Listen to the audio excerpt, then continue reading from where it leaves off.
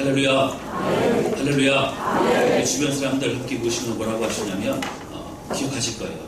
여호와를 기뻐하는 것이 뭐라고요? 우리의 능력입니다. 같이 인사 나누겠습니다. 여호와를 기뻐하는 것이 우리의 능력입니다. 기뻐하는 것이 우리의 능력입니다. 여호와를 기뻐하는 것이 우리의 능력입니다. 여호와를 기뻐하는 것이 우리의 능력입니다. 할렐루야. 할렐루야. 여러분 지난 한 주간 하나님의 은혜로 승리하셨을 줄로 믿습니다. 요즘 세상과 같이 이런 개인주의적인 시대는 없는 것 같습니다. 제가 어릴 때요, 이렇게 이제 초등학생, 아니 그거 더 어릴 때 이렇게 보면 이 저녁밥 먹을 때요, 저희 반찬만 있는 게 아니라 옆집 반찬, 또 앞집 반찬이 있었단 말이에요. 그걸 어떻게 하냐면 분명히 엄마 맛이 아니에요.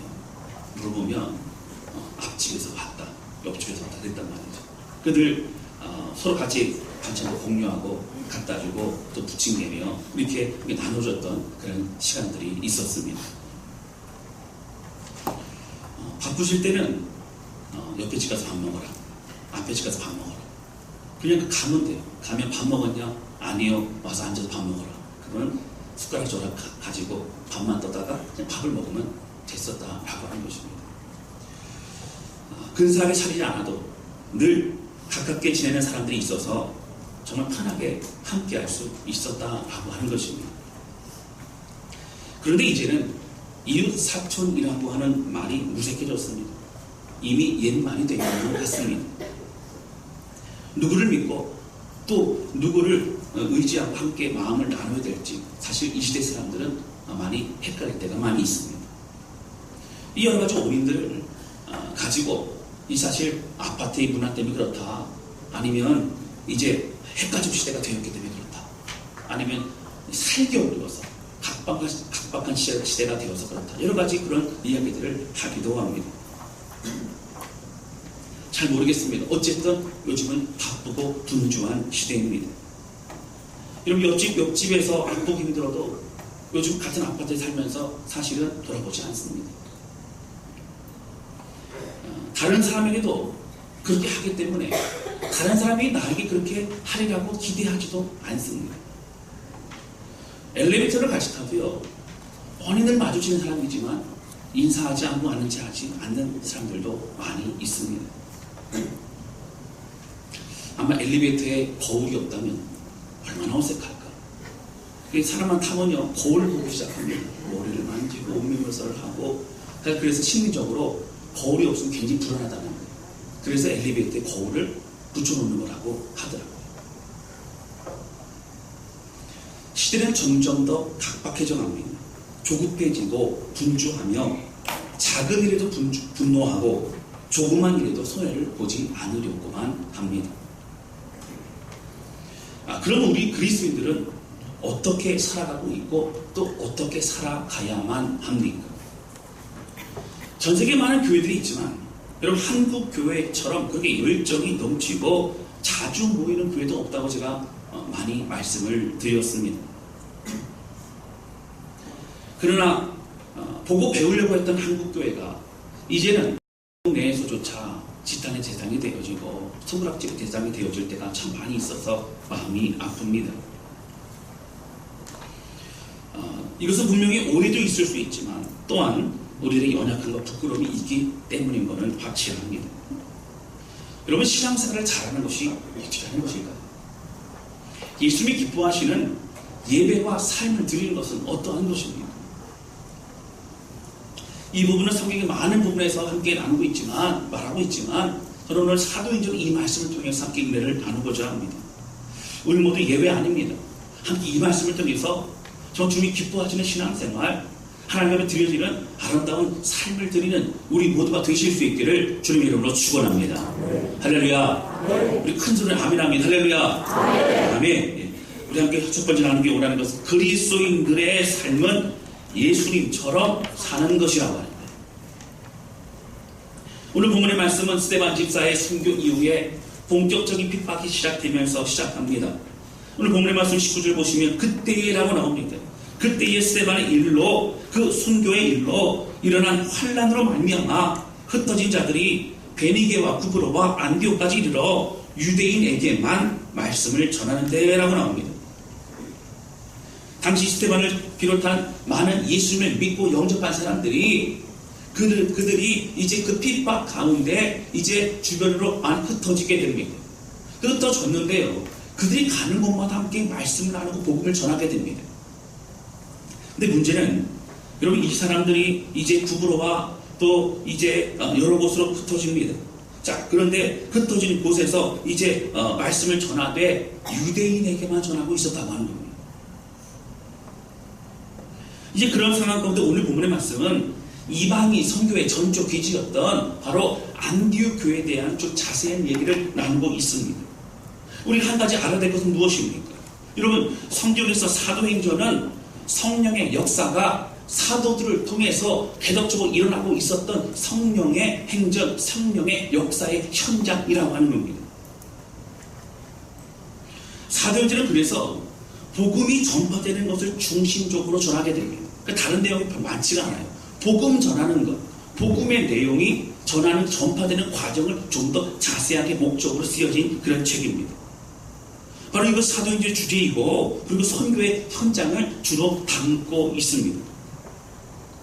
근데 그 외에도 사도 바울의 서신서들을 보게 되면요, 사도 바울이 복음을 전하는 모습과 또 각 교회 성도에게 주는 그러한 권면과 또 열정의 그런 말씀들이 있는 것을 볼 수 있습니다.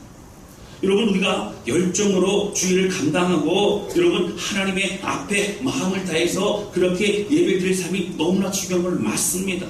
그러나 자칫 오늘 우리 하나님과의 관계, 또 하나님과 드리는 열정적인 봉사와 섬김을 강조하다 보면 오늘 우리 일상의 삶에서 함께 하신 하나님, 오늘 우리 일상의 삶에 드려야 될 우리의 삶의 모습을 우리가 놓칠 때가 많이 있을 수 있다고 하는 것입니다. 사도행전을 읽으면서 마음이 감동이 돼갖고 당장 직장을 그만두고 사업을 접고 선교지로 나아갈 것만 같은 그런 마음이 느끼시는 분 안 계십니까? 모여서 예배만 드리고 이제 바깥으로 나가지 말고 교회에서 매일같이 그냥 이렇게 모이기를 원하시는 분 안 계십니까? 여러분, 사실 저는 개인적으로 말씀을 전하면서 하나님과 관계를 누누이 제가 설명했습니다. 여러분, 신령과 진정으로 드리는 예배가 얼마나 중요한지에 대해서 누누이 강조했습니다. 그래서 어떤 분들은 그럴 수 있어요. 목사님 설교는 기승전 예배고 기승전 예술이고, 그리고 그럴 수 있어요. 왜냐하면 너무 중요하기 때문에 그렇습니다. 그것이 가장 기본이고 가장 중요하고 가장 그것이 출발이 되어야 되기 때문에 그렇습니다. 오직 예수님만 바라보자고 늘 제가 말씀을 드렸습니다. 주의 말씀에 순종하고 그리고 봉사하고 더욱더 교회를 아름답게 건강하게 세워 나가자고 그렇게 제가 말씀을 드렸고, 이것은 너무나 중요한 신앙생활의 핵심이기도 합니다. 그리고 한국교회도 마찬가지예요. 열심히 예배드리자고, 열심히 모이자고, 열심히 봉사하자고 합니다. 여러분, 이것은 하나님과 우리와의 관계를 말합니다. 그리고 무엇보다도 신령과 진정과 하나님만 바라보는 예배가 가장 중요하고 우선시되고 먼저 처음으로 시작해야 될 것입니다. 그러나 하나님이 늘 말씀하신 것이, 예수님께서 늘 말씀하신 것이 우리가 살아가야 될 일상의 삶에 대해서 또한 말씀하셨으면 우리는 기억해야 된다고 하는 것입니다. 바리새인들 질책하시고 사도개인들과 서기관들과 종교 지도자를 질책하신 이유는 무엇입니까? 그들은 맛을 본다고 합니다. 그들은 예배를 드린다고 하고 시간을 내어서 시간마다 기도하러 간다고 했지만 사실 그들의 삶은 다른 사람들 돌아보지 않았다라고 하는 것입니다. 사실 더 정확히 말씀드리면 바로 이 사람들은 하나님의 관계를 신경 쓴다고는 하였지만 사실은 마음이 잃어버린 예배를 드렸고 마음이 잃어버린 그런 습관적인 기도를 했던 것이기도 합니다.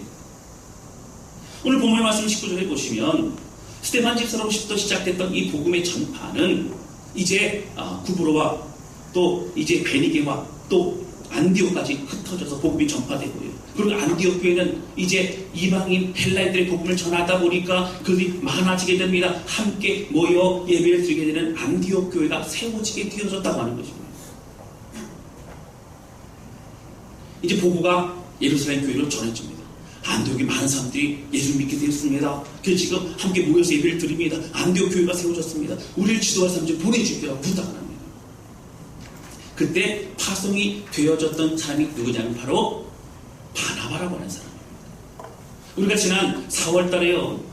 지방연합 부흥회를 할 때 우리 강사를 통해서 그 바나바에 대한 얘기를 좀 많이 들었을 것입니다. 근데 23절에 보면 이렇게 나옵니다. 23절 우리 큰 소리로 같이 읽겠습니다. 시작. 그가 이르러 하나님의 은혜를 보고 기뻐하여 모든 사람에게 굳건한 마음으로 주와 함께 머물러 있으라 고하니. 여러분 은혜 받았어요. 여러분 복음 들었어요. 그 중요한 것은 헬라인들이요 그 마음 가운데 너희가 이제 그 은혜를 받고 이런 모습을 내가 보니까 충만한 사람이라 이제 뭐라고 합니까? 이제 굳건한 마음으로 흔들리지 말고 주님과 함께 공동체 안에서 뜨거운 마음을 가지고 너희가 그곳에서 이제 있으라 얘기합니다. 여러분 신앙생활은요 어떻게 해요? 주님과 함께 있는 거예요. 주님이 임재하신 그곳에 함께 있는 거예요. 그곳에 함께 예배를 드리는 거예요.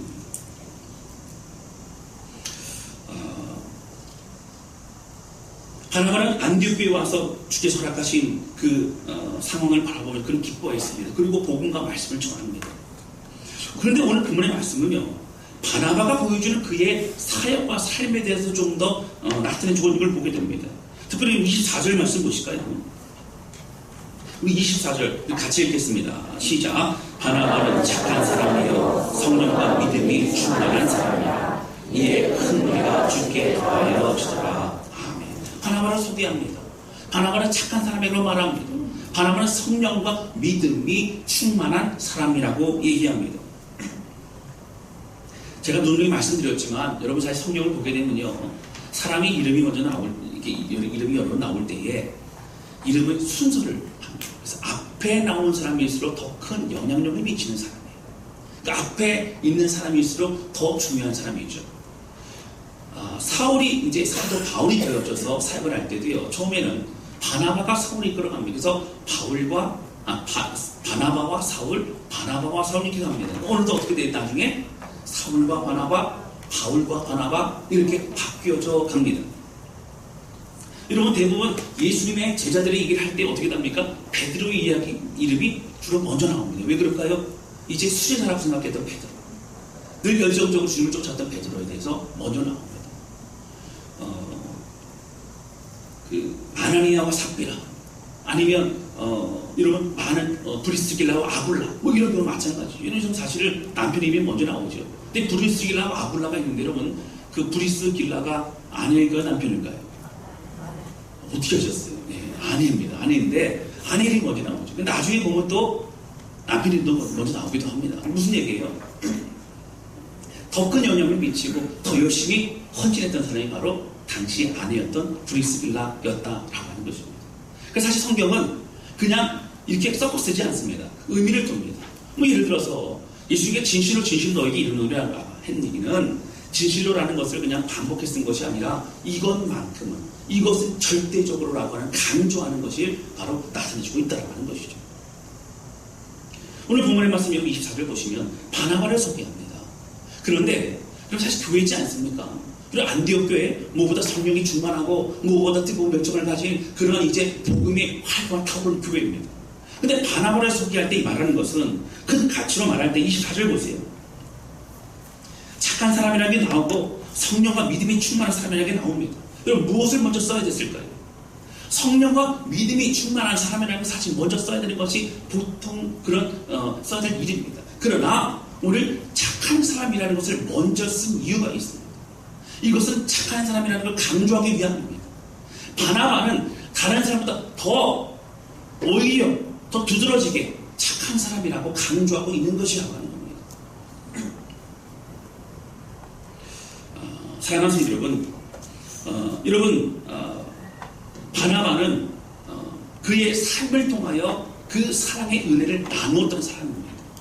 단순히 착하다는 얘기는 그가 선천적으로 천성이 선하다는 그런 얘기가 아닙니다. 그의 삶을 통하여 착한 그의 말씀의 은혜를 함께 드러내 나누었고 섬기면 삶을 사는 사람이 바나바라고 강조하고 있는 것입니다.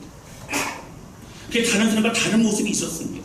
그리고 그 모습을 통해 예수님을 많은 사람들이 알아가게 되어졌다고 하는 것이죠. 한 가지 신고를 더 보겠습니다. 25절 보세요. 25절 보시면 바나바가 사울을 찾으러 다소에 가서라고 합니다. 사울을 찾아옵니다. 사울 가운데 사역을 하죠. 26절 보세요.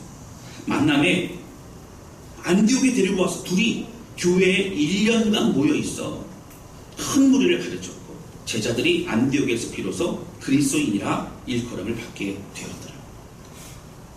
1년 동안 많은 사람들에게 말씀을 함께 나누었습니다. 누가 그랬다고요? 바나바와 사울이 그렇게 했습니다. 근데 1년의 결과가 어떻게 되었습니까? 주변에 믿지 않은 많은 사람들이 이제 그리스도인이라고 하는 얘기를 먼저 하기 시작했다라고 하는 것입니다. 여러분, 그리스도인이라는 얘기를 여기서 처음 등장합니다. 그들을 바라보면서 우리를 그리스도인을 불러달라고 말하지 않습니다. 저 사람 그리스도의 사람이다. 예수 그리스도의 그 사람의